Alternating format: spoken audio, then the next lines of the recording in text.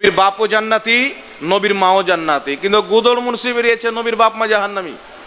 কিছুদিন পর বলে দিবে নবী জাহান্নামী, গ্যারেন্টি নাই।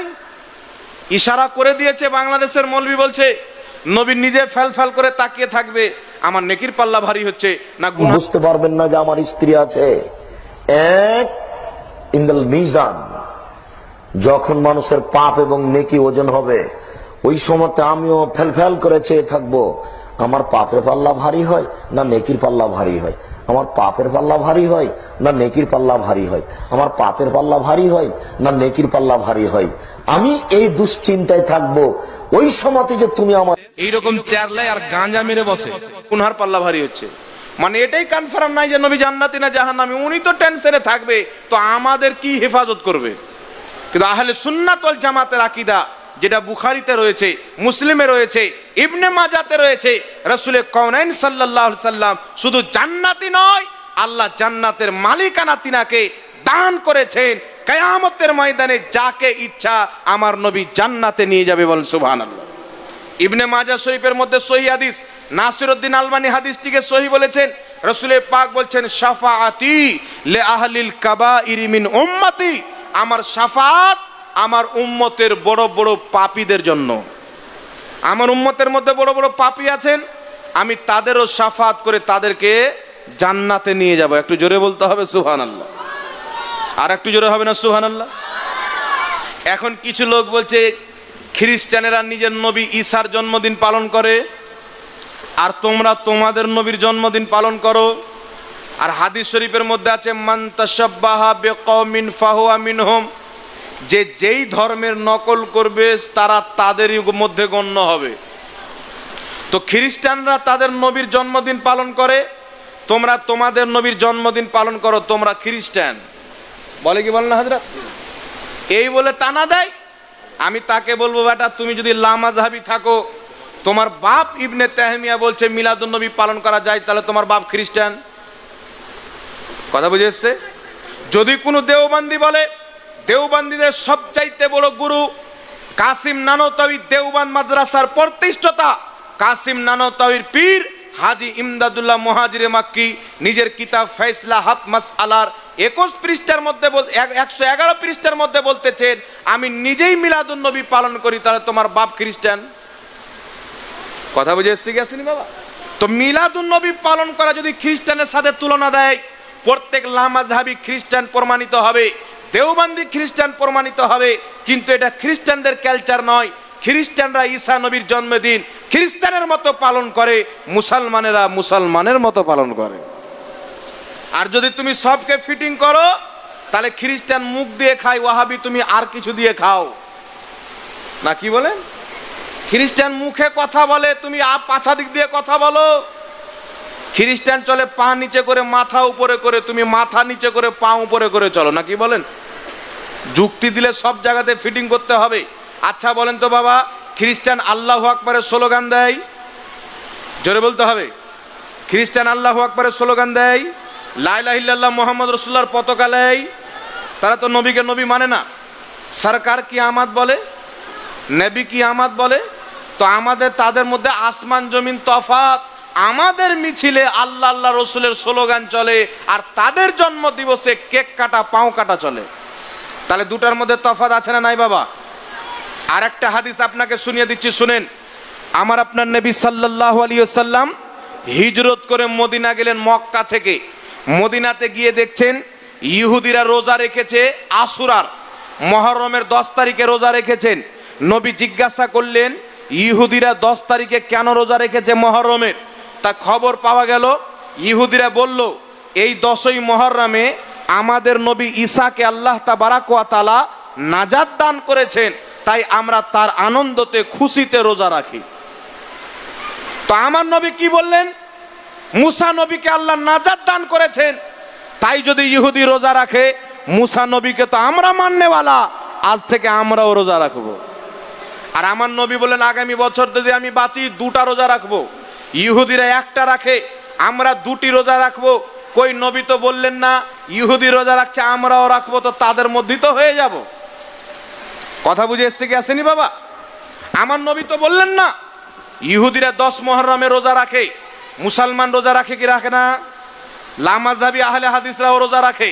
তাহলে ইহুদি যেটা করে ওটাই করা যদি ইহুদি হয়ে যায়, তাহলে ইহুদি 10 মুহররমে রোজা রাখে, লামাযহাবিরাও রোজা রাখে, তাহলে তারা ইহুদি। তাদের যুক্তি অনুযায়ী খ্রিস্টানরা ঈসা নবীর জন্মদিন পালন করে, আমরা নবীর জন্মদিন পালন করি বলে যদি আমরা খ্রিস্টান হয়ে যাই, তাহলে ইহুদিরা 10 মুহররমে রোজা রাখে আর আহলে হাদিসরাও 10 মুহররমে রোজা রাখে, তাহলে দুই তাবকা ইহুদি হলো কি হলো না?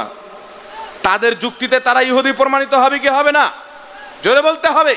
কিন্তু তারা যখন বাহানা করবে, যেই বাহানা করে তোমরা বাঁচবে ওই বাহানাতে আমাদেরকেও বাঁচাতে হবে। কথা বুঝে এসছি কি আসেনি বাবা?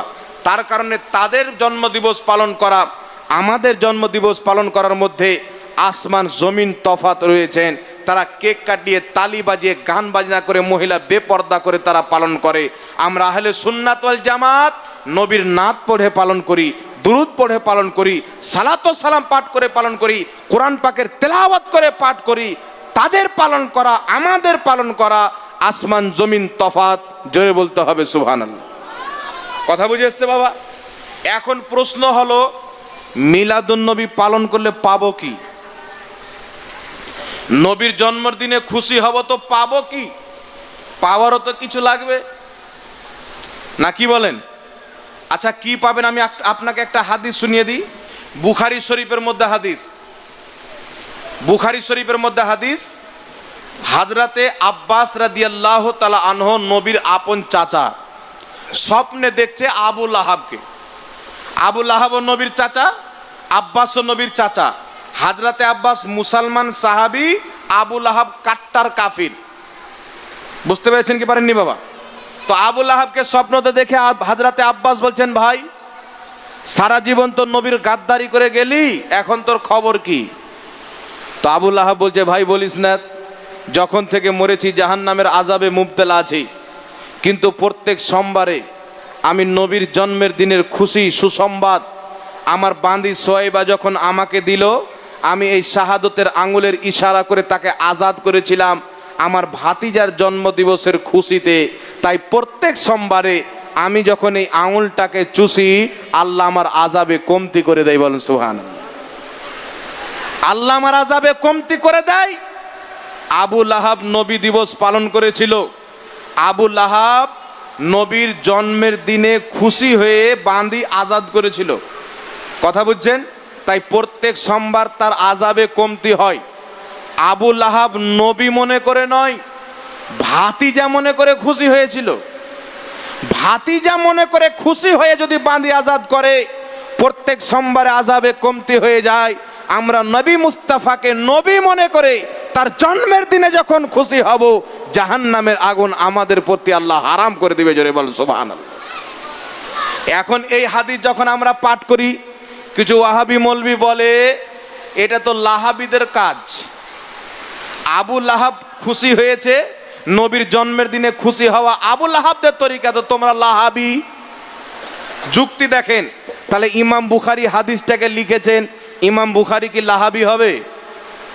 কথা বুঝতে পারছেন কিনা বাবা? ইমাম বুখারী বুখারীতে হাদিস লিখেছেন, তাহলে কি ইমাম বুখারীকে লাহাবি বলা যাবে? লাহাবি বলা যাবে না। কারণ এটা আমরা প্রমাণ করতে চাই, যেটা ইমাম বুখারী প্রমাণ করেছেন, নবীর জন্মের দিনে খুশি হলে আবু লাহাবের মতন কাফিরের আযাবে যদি কমতি হয়ে যায়, মুসলমানের আযাবে অবশ্যই কমতি হবে। তাই আমরা খুশি হয়ে জালসার ব্যবস্থা করি, জুলুসের ব্যবস্থা করি, লাইটিংয়ের ব্যবস্থা করি, চান্দার ব্যবস্থা করি। এই সমস্ত জিনিস নবীর মহাব্বতে করি, আমাদের আযাবে কমতি হবে। জোরে বলেন সুবহানাল্লাহ। আবু লাহাবের মতন কাফিরের আযাবে যদি কমতি হয়, মুসলমানের আল্লাহ চাইলে আযাবই মাফ করে দিতে পারে। পারে কি পারে না বাবা? একটু জোরে বলতে হবে। পারে কি পারে না? আল্লাহ পাক বুঝার তৌফিক দান করুক। তাই বিরাদির ইসলাম, আমরা আলহামদুলিল্লাহ মিলাদুন্নবী পালন করি। শুধু ভারত, বাংলাদেশ, পাকিস্তানের মাটিতে নয়, সরকারি ছুটি মিলাদুন্নবীতে ঘোষণা করা হয়েছে আফগানিস্তানে। ইরাকের মাটিতে পতাকা লাইটিং করা হয়েছে, ইরানের মাটিতে হয়েছে, জর্ডানের মাটিতে, মিশরের মাটিতে, সারা পৃথিবীতে মিলাদুন্নবী পালন হচ্ছিল, হচ্ছে, কিয়ামত পর্যন্ত হবে। জোরে বলেন সুবহানাল্লাহ। এখন কিছু যুবক ছেলেপিলা আমাদের সৌদি আরব কাজ করতে যায়, একটু লক্ষ্য করে শুনবেন বাবা। আওয়াজ ক্লিয়ার পাচ্ছেন? বৃষ্টি হচ্ছে তো, পাচ্ছেন ক্লিয়ার? কিছু আমাদের যুবক ছেলে পেলে, আমাদেরই ভাই, সৌদি আরব, দুবাই, কাতার এইগুলো জায়গা কাজ করতে যায়। এইগুলো জায়গাতে দেখে মিলাদুন্নবী হয় না, তো বাড়িতে এসে বলছে সৌদি আরবে হয় না, তো আমরা কেন করব? একজন আহলে হাদিস মৌলবীর সাথে আমার লড়াই, সৌদি আরবে হয় না, আমরা করব না। আমি বললাম তোমার কথাতে একমত, সৌদি আরবে মিলাদুন্নবী হয় না তাই করবে না, তো সৌদি আরবে যেটা হচ্ছে ওটা করবে? বলছে হ্যাঁ করব। আমি ওকে একটা ভিডিও পাঠালাম, সৌদি আরবের রাজধানী রিয়াজ, রিয়াজের মাটিতে সিনেমা হল যখন উদ্বোধন করা হয়, আমাদের ভারতের নায়ক নায়িকা সালমান খান এবং শিল্পা শেট্টি দুইজনকে নিয়ে গিয়ে সারা রাত্রি হাফ প্যান্ট পরিয়ে ড্যান্স করিয়েছিল। আমি তাকে পাঠিয়ে বললাম এটা তো সৌদি আরবে হয়েছে, তো তুমি তোমার আব্বার তোমার মাকে ড্যান্স করাও। কথা বুঝছেন কি বুঝছেন না বাবা? কারণ এটা তো সৌদি আরবে হচ্ছে, তো গাদ্ধা কোথাকার দলিল সৌদি আরব নয়। সৌদি আরবের লোক দারু পান করে কি করে না? জোরে বলতে হবে।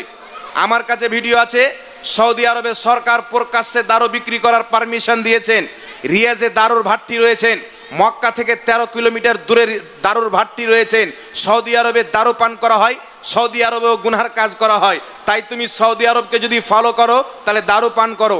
সিনেমা হল সৌদি আরবের রাজধানী রিয়াজে রয়েছে, তাই বলে সিনেমা হল জায়েজ হয়ে যাবে না।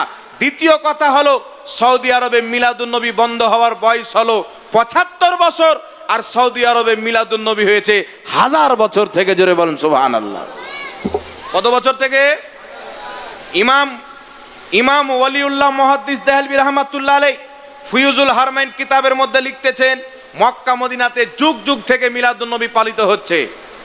বিশ্ববিখ্যাত ইমাম ইবনে হাজার মক্কি লিখতেছেন, যুগ যুগ থেকে মক্কা মদিনাতে মিলাদুন্নবী পালন হতেছে।